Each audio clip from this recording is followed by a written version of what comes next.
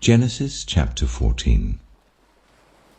At the time when Amraphel was king of Shinar, Arioch king of Elasa, Kedorlaomer king of Elam, and Tidal king of Goyim, these kings went to war against Bera king of Sodom, Bersha king of Gomorrah, Shinab king of Admah, Shemeba king of Zeboim, and the king of Bela, that is Zoar.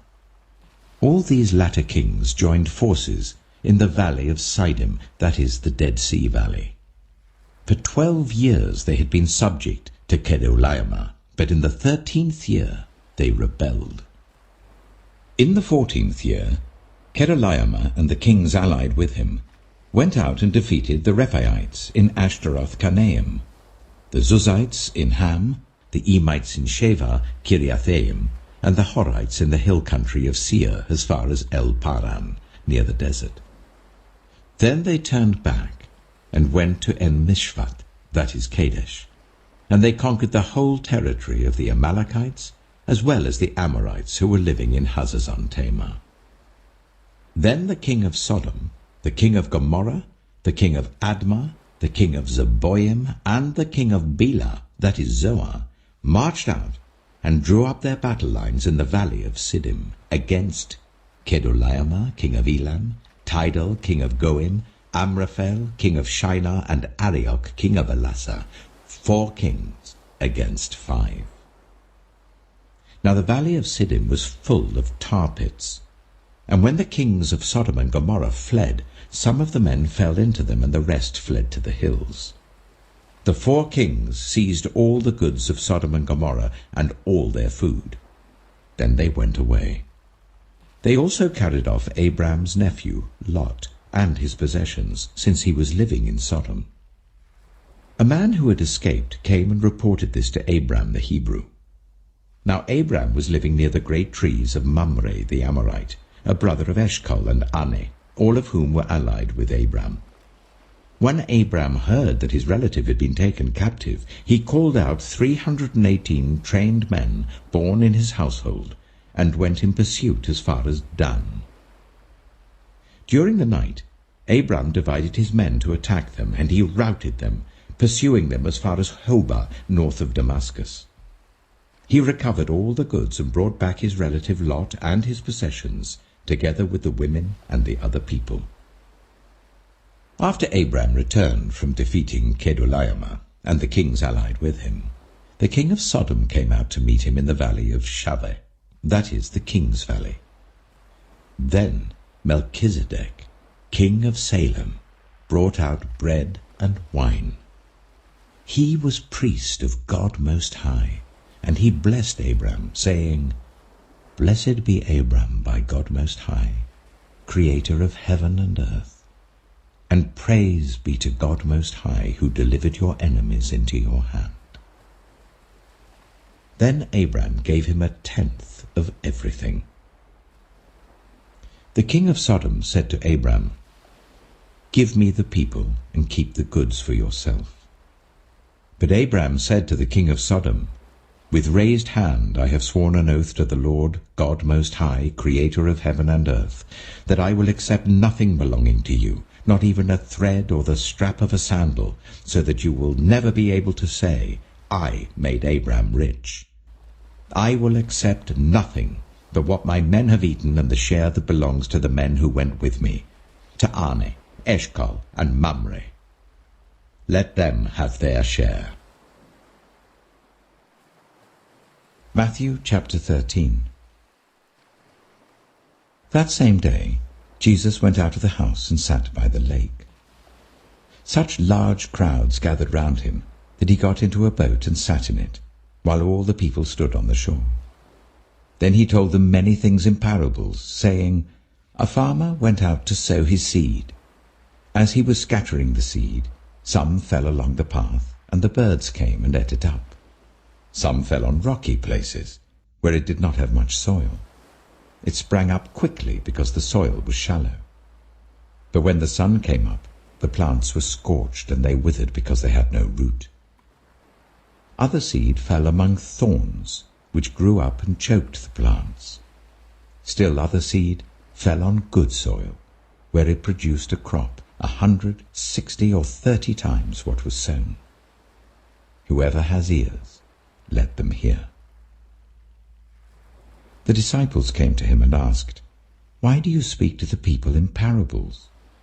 He replied, "Because the knowledge of the secrets of the kingdom of heaven has been given to you, but not to them. Whoever has will be given more, and they will have an abundance. Whoever does not have, even what they have will be taken from them. This is why I speak to them in parables. Though seeing, they do not see. Though hearing, they do not hear or understand. In them is fulfilled the prophecy of Isaiah. You will be ever hearing but never understanding. You will be ever seeing but never perceiving. For this people's heart has become calloused. They hardly hear with their ears, and they have closed their eyes. Otherwise, they might see with their eyes, hear with their ears, understand with their hearts, and turn, and I would heal them. But blessed are your eyes because they see, and your ears because they hear. For truly I tell you, many prophets and righteous people longed to see what you see but did not see it, and to hear what you hear but did not hear it. Listen then to what the parable of the sower means. When anyone hears the message about the kingdom and does not understand it, the evil one comes and snatches away what was sown in their heart. This is the seed sown along the path. The seed falling on rocky ground refers to someone who hears the word and at once receives it with joy. But since they have no root, they last only a short time. When trouble or persecution comes because of the word, they quickly fall away. The seed falling among the thorns refers to someone who hears the word, but the worries of this life and the deceitfulness of wealth choke the word, making it unfruitful. But the seed falling on good soil refers to someone who hears the word and understands it. This is the one who produces a crop yielding 160 or 30 times what was sown. Jesus told them another parable. The kingdom of heaven is like a man who sowed good seed in his field. But while everyone was sleeping, his enemy came and sowed weeds among the wheat and went away. When the wheat sprouted and formed ears, then the weeds also appeared. The owner's servants came to him and said, "Sir, didn't you sow good seed in your field? Where then did the weeds come from?" "An enemy did this," he replied. The servants asked him, "Do you want us to go and pull them up?" "No," he answered, "because while you're pulling up the weeds, you may uproot the wheat with them. Let both grow together until the harvest. At that time I will tell the harvesters, first collect the weeds and tie them in bundles to be burned, then gather the wheat and bring it into my barn." He told them another parable. The kingdom of heaven is like a mustard seed, which a man took and planted in his field.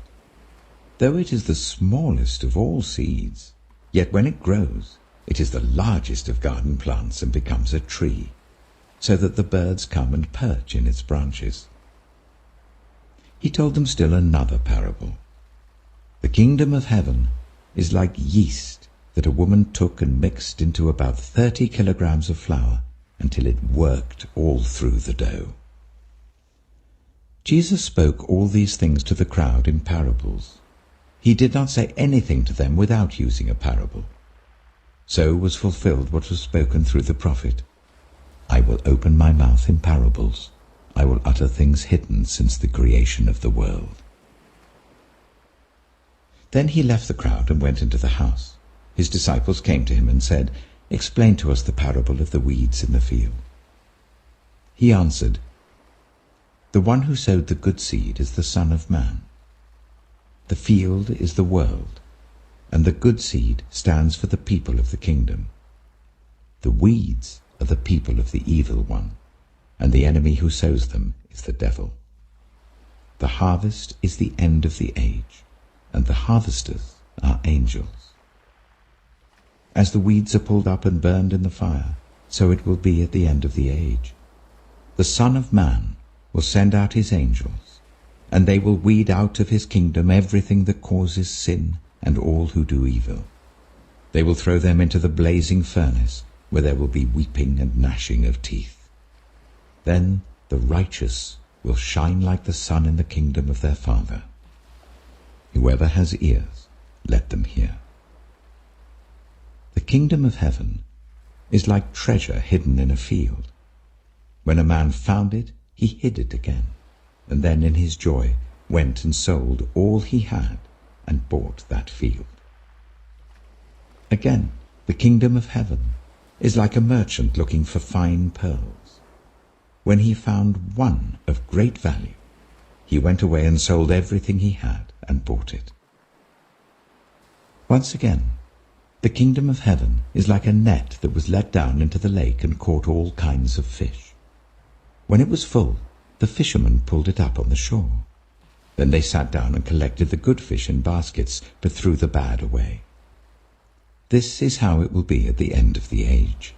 The angels will come and separate the wicked from the righteous, and throw them into the blazing furnace, where there will be weeping and gnashing of teeth. Have you understood all these things? Jesus asked. Yes, they replied.